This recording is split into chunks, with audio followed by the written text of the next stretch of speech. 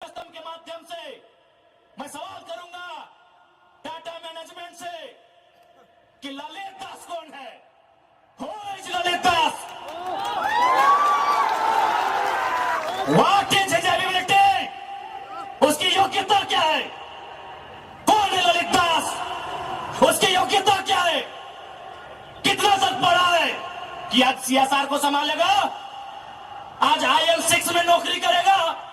सारा चीज का गांव को उजड़ा, एक नहीं 18 गांव टाटा के लिए उजड़ा है। और छत्तीसगढ़ का रघुवर दास जी का बेटा ललित दास यहाँ IL6 में नौकरी करेगा, सीएसआर को संभालेगा। हम सवाल करेंगे, बचेंगे मैनेजमेंट से। छापिए इसको हेडलाइन में कि जयराम महतो टाटा प्रबंधन से सवाल करता है, जमशेदपुर की टाटा प्रबंधन से कि ललित दास कौन है, क्या है उसकी योग्यता। बाहरी बात अच्छा मजाक बना के रख दी है।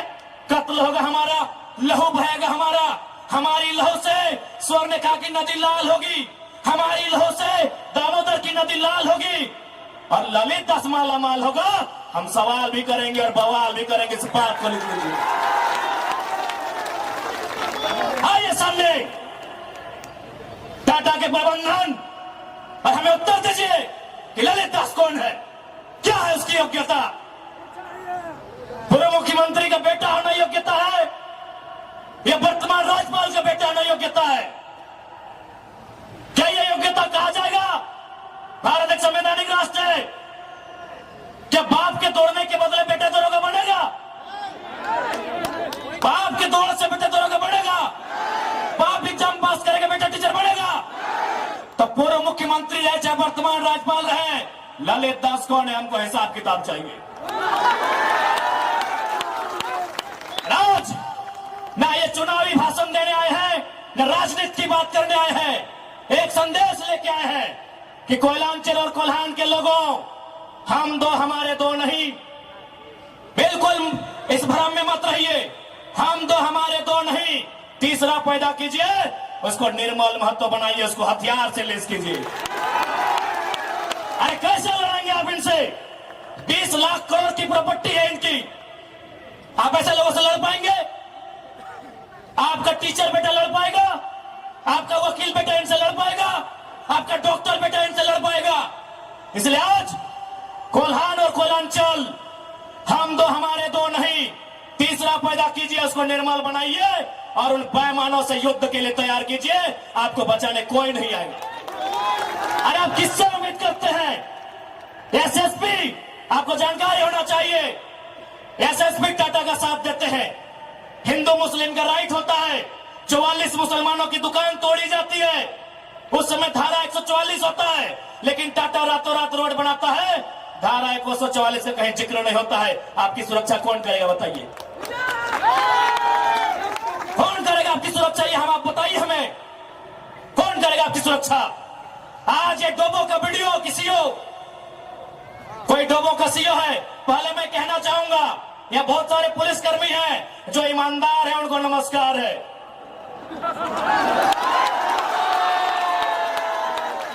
आईएएस रहे चाहे आईपीएस रहे, जो ईमानदार है उनको नमस्कार है। अगर कंपनी में भी ईमानदार लोग हैं तो ईमानदार है, उनको नमस्कार है। लेकिन सुनने में आया है कि डोबो का सीओ 20,000 रुपया प्रति एकड़ अपने बाप का जमीन मोटेशन करवाने के नाम पे मांगता है। ऐसे सीओ को जो डोबो का सुनने में आया है, उसको तोहमोने में लेकर डुबा दीजिए। इस बात को हम चिन्ह ठोक के कहेंगे। उसका बाप का जमीन है क्या? 20,000 नहीं, 20 पैसा नहीं मिलेगा, 20 पैसा नहीं मिलेगा। वीडियो का बाप का जमीन है, सीओ का बाप का जमीन है क्या? लेकिन आपके बाप का दादा का ये जमीन है। ये 4000 साल से हम ये खेती बाड़ी करते हैं, ये हमारा प्रमाण है। अरे अब तो दुनिया के वैज्ञानिक मान रहे हैं कि सबसे पहला इंसान सिंहभूम से निकला था। आप गर्व कीजिए अपने इतिहास पर, आप गर्व कीजिए अपने इतिहास पर। ये हम नहीं कह रहे हैं, ये दुनिया की रिसर्च की टीम कह रही है कि जब दुनिया जल में था और जल से जो मिट्टी का कण पहले बाहर आया था और सिंहभूम का इलाका था, ये दुनिया की रिसर्च टीम कह रही है। यानी ये जमीन हमारी है, ये भूमि हमारी है और आज यहाँ हम बेगाने बन के बैठे हैं। आज यहाँ हम दर बदर की ठोकरें खा रहे हैं। आज हमारे यहाँ कत्ल किया जा रहा है और एकदम साल दर साल किया जा रहा है। 77 में, 87 में, 97 में, 7 में एकदम कंटिन्यूली हमारा कत्ल किया जा रहा है और आज हम हाथ धर के बैठे हैं। आज हम कहना चाहेंगे, आज बिल्कुल अगर हम होते हैं निर्मल दा के समय, यदि हम होते सुनील दा के समय, कसम से आंख से आंसू नहीं बहाते, कसम से आंख से आंसू नहीं बहाते। उनकी मौत के साथ साथ और 100 लोगों को मरने के लिए तैयार करते और आंख से आंसू नहीं उनको नदी में बहाते जो उनकी मौत का कारण बने थे। हमने आंख से आंसू बहाया, हमने अनाथों जैसा अनुभव किया कि हमारे लीडर चले गए। अब रोने का समय नहीं है, अब बिलखने का समय नहीं है, इंतकाम का समय है। क्योंकि आने वाला 20 साल बाद आने वाली पीढ़ी ना वो निर्मल दा को पढ़ने का समय जुटा पाएगी, ना वो बिरसा मुंडा को पढ़ने का समय जुटा पाएगी, ना वो शेख भिखारी को पढ़ने का समय जुटा पाएगी। आने वाली पीढ़ी सवाल भी नहीं कर पाएगी। इसलिए आज आपको अपने हर एक घर से, हर एक परिवार से एक एक औलाद को, चाहे बेटा या बेटी रहे, एक एक औलाद को फौलाद बनाना होगा। ये आज मैं कोलान वासियों को कहना चाहूंगा।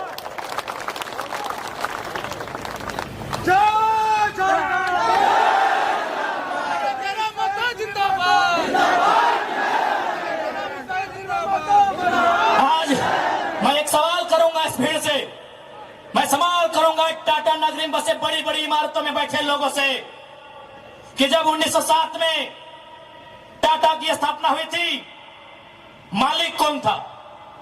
टाटा का कोई होगा? 1907 में टाटा की स्थापना हुई थी, मालिक कौन था? Who was the founder? Who was the owner? Tata का कोई होगा? नौसेरे भाई टाटा या जो भी उनका नाम है। आज 115 साल बीत चुके हैं। आज टाटा का मालिक कौन है? आज भी टाटा का मालिक टाटा का वंशी है। 100 साल पहले टाटा ने पूंजी का इन्वेस्ट किया था, आज 100 साल बाद भी टाटा का मालिक टाटा का वंशज है। लेकिन एक सवाल होगा मेरा, 100 साल पहले जिन कुर्मियों ने, जिन संथालियों ने, जिन हो ने, जिन गोड़ाई ने, जिन धीवर ने, जिन अल्पसंख्यक ने टाटा में जमीन दिया था, आज उस परिवार के पास क्या नौकरी है? आज हम सवाल करेंगे। अरे आपने पूंजी लगाया, 100 साल बाद आप मालिक है। हमने भी पूंजी दिया है। पूंजी 2 प्रकार की होती है इंपॉर्टेंट, एक जमीन, दूसरा अर्थ। अर्थ आपका, मालिक आज आप है, जमीन हमारी, हम कहां है ये सवाल करेंगे। ये कैसा देश है जो कहते हैं ये गांधी का देश है, ये किसानों का देश है? गांधी जी कहते थे कि किसानों की आत्मा बसती है गांव में, तो आज कहां है गांव? आज कहां है किसान? केवल पूंजीवादी का हावी, आज चारों तरफ केवल कैपिटलिज्म के लोगों का दबदबा। ठीक है, हम विकास के विरोधी नहीं है। अरे हमने इंसान भी दिया है और जमीन दान भी दिया है। हमने इंसान के रूप में कभी बिरसा भगवान को दिया, कभी भागीरथ मांझी, कभी तिलका मांझी को दिया, तो कभी निर्मल महतो, तो कभी सुनील महतो जैसे शेर को हमने दिया। और जमीन की बात कीजिएगा तो जहां तक टाटा की नजर जाएगी वो जमीन सारी की सारी हमारी है। क्या नहीं दिया हमने विकास के नाम पे? विकास के नाम पे हमारा कत्ल हुआ, विकास के नाम पे हमारा गांव उजाड़ा गया, विकास के नाम पे हमको लूटा गया। और आज अगर हम सवाल करेंगे तो आप हमें उग्रवादी जैसे शब्दों से नवाजेंगे। तो आज ये बात जान लीजिए, भले आज ही आपका समय है क्योंकि प्रधानमंत्री आपके हैं।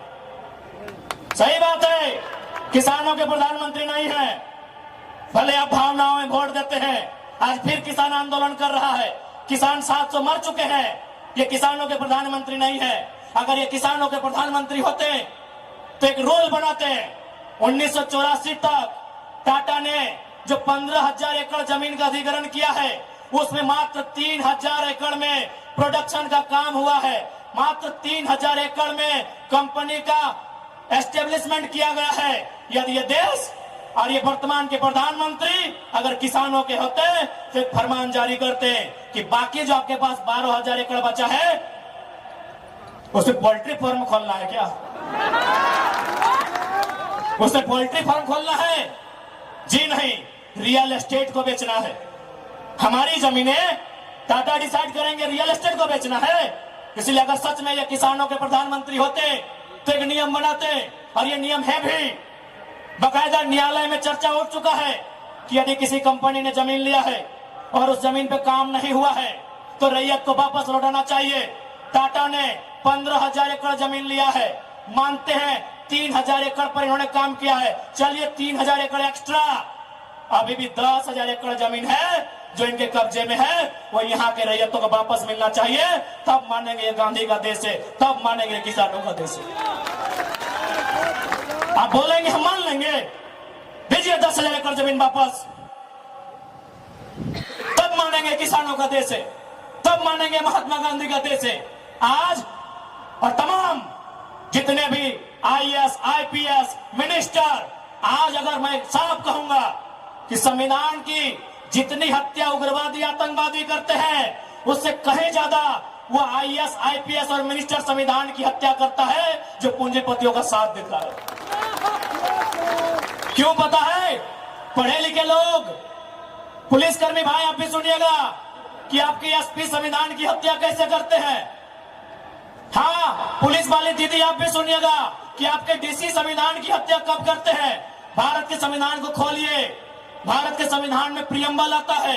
प्रियम्बल में क्या लिखा है पता है? हम भारत के लोग सामाजिक, राजनीतिक, आर्थिक न्याय की बात लिखा है। हम भारत के लोग धर्मनिरपेक्ष समाजवाद का नाम लिखा है, समाजवाद, पूंजीवाद नहीं लिखा है, कहे नहीं लिखा है। भारत के संविधान में समाजवाद लिखा है। हम भारत के लोग धर्मनिरपेक्ष समाजवाद भारत की निर्माण करेंगे। आज ये जो भी IAS, IPS अगर पूंजीवाद का पक्ष लेते हैं, नक्सली से भी बड़ा नक्सली वो IAS, IPS होते हैं। हाँ, हम सीधा ठोक के कहेंगे। बाकी SP साहब, आप चाहे तो हमारी मौत का साजिश कर सकते हैं, क्योंकि आपकी पत्नी को पूर्व में, अभी नहीं, अभी वाले नहीं, अभी वाला नया आए हैं, पूर्व वाले SSP साहब, आप चाहे तो हमारी हत्या की साजिश रच सकते हैं, रचने का आपको अधिकार है। आपकी पत्नी को टाटा के दलालों ने नौकरी जो दिया है, और ये कोई नई बात नहीं है। झारखंड राज्य में केवल गुंडों ने मौत का साजिश नहीं किया है। बगोदर के एक विधायक थे, नाम अगर आप नहीं जानते तो सुन लीजिए, कॉमरेड महेंद्र सिंह, उनकी हत्या में SP का हाथ था। सीना ठोक के कहते हैं आज भी गांव में लोग कहते हैं कि कॉमरेड महेंद्र सिंह की हत्या में उस समय जो भी थे, क्योंकि हम लोग उस समय अंडा थे, अंडा मेरा छोटा बच्चा थे, हमें आइडिया नहीं है, जो भी थे, जिस भी जिला के थे, झारखंड में 24 में से एक SP का हाथ था महेंद्र सिंह की हत्या में। तो ऐसे लोग जिनकी पत्नियों को, जिनके बच्चों को ये लोग नौकरी देंगे, वो हत्या करने से पीछे कैसे हटेंगे? तो सुन लीजिए महोदय, चूंकि आपकी योग्यता का हम सम्मान करते हैं, आपकी प्रतिभा का सम्मान करते हैं, आपकी एजुकेशन का सम्मान करते हैं, लेकिन एक बात कहेंगे, हम गरीब लोग हैं, बद्दुआ नहीं देते हैं, लेकिन हमारे दिल से एक हाय निकलती है। उस हाय से याद रखिएगा, ये विधाता आपको कभी माफ नहीं करेगा। अरे भाई, अगर हिम्मत नहीं है तो काहे गर्व से बोलते हैं कि IAS, IPS बन के आए हैं? अगर Tata, Vedanta, Birla, BCCL, CCL, Ambani, Adani, Usha Martin, TISCO, Telco, अगर उनकी गलत नीतियों से आपको लड़ने का हिम्मत नहीं है तो काहे खुद को IAS, IPS की गिनती करवाते हैं? चपरासी बनिए, चपरासी बनिए। और हम ये भी मानते हैं कि आज आपके पास शक्तियां हैं। अरे बहुत अच्छा, क्या कीजिएगा? ऐसे भी तो हमारा कत्ल होता आया है। हम कत्ल होते होते हम मरते मरते परेशान हो चुके हैं। हमने बहुत कत्ल देखा है। जितना अंग्रेजों ने हमें नहीं सताया है, उससे कई ज्यादा गुना कॉर्पोरेट ने, भ्रष्ट IAS, IPS ने, भ्रष्ट मिनिस्टर ने और भ्रष्ट डोबो जैसे CEO ने हमें सताया है। अरे आप क्या कीजिएगा, कीजिए ना। मरने सब आया है, जी ने आया है 610 ट्रिलियन वर्ग किलोमीटर सूरज। हमारे साथ अगर हमारी सभा को सुनेगा तो कुछ जनरल नॉलेज भी बढ़ा देंगे। 610 ट्रिलियन वर्ग किलोमीटर सूरज एक दिन मर जाएगा। 510 मिलियन वर्ग किलोमीटर की धरती ये भी एक दिन मर जाएगी। 165 वर्ग किलोमीटर में फैला हुआ, मिलियन वर्ग किलोमीटर में फैला हुआ प्रशांत महासागर, यदि पानी भी एक दिन सूख जाएगा। 5,95,000 वर्ग किलोमीटर, 95 लाख वर्ग किलोमीटर फैला हुआ हिमालय का पहाड़ एक दिन पिघल जाएगा। 38 मिलियन वर्ग किलोमीटर में उगने वाला चंद्रमा मर जाएगा। अरे 5 फीट का इंसान काहे डर रहे हैं, काहे डर रहे हैं? आपकी डर आपकी मौत का कारण है, आपकी डर आपकी भय का कारण है। मैं एक लाइन कहूंगा, एक क्रिकेट का उदाहरण आपको दूंगा। साउथ अफ्रीका में एक खिलाड़ी थे, उनका नाम था ग्रीम स्मिथ। उन्होंने घर की दीवारों पर 3 लाइन लिखा था कि मुझे बड़ा होके साउथ अफ्रीका की टीम से क्रिकेट खेलना है। दूसरा लाइन लिखा था मुझे साउथ अफ्रीका की क्रिकेट टीम का कप्तान बनना है।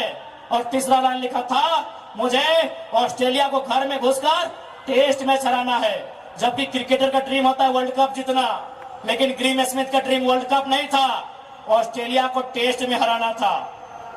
चूंकि उन्होंने घर की दीवार पर लिखा था, रोज उनको पढ़ते थे और उन्होंने वो तीनों ड्रीम पूरा किया था। आप भी जाओ, घर की दीवारों पर लिख दो, सुनील महतो की शहादत को लिखो, निर्मल दा की शहादत को लिखो, हमारे साथ हुए जुल्म को लिखो, जिस एसपी के टाइम में जुल्म हुआ उसका नाम लिखो, जिस जीएम के टाइम में जुल्म हुआ उसका नाम लिखो। और अपनी पीढ़ी से बोलना आज ना सही, आज वक्त उनका है, जिस दिन वक्त हमारा होगा हम भी उनकी आने वाली पीढ़ी से बदला लेंगे। जाओ अपने घर की दीवारों पर लिखो, जाओ शोषित लोग, वंचित लोग अपने घर की दीवारों पर लिखो। हाँ, आज समय इनका है, आज ये बड़ी बड़ी इमारतें इनका समय है। लेकिन याद रखिएगा, सिकंदर भी 33 साल की उम्र में झाल बजाकर लौट गया था। बड़े बड़े 30 मारखास जहां से लौट गए। इसलिए मैं तमाम लोह नगरी में जितने पदाधिकारी हैं, जितने मिनिस्टर हैं, मैं एक संदेश देना चाहूंगा, पाप का भागी मत बनिए। पाप किसी के बाप का नहीं होता है। कंपनियों की दलाली मत कीजिए, रैयत के साथ इंसाफ कीजिए। ये मैं तमाम प्रशासनिक लोगों से निवेदन करना चाहूंगा।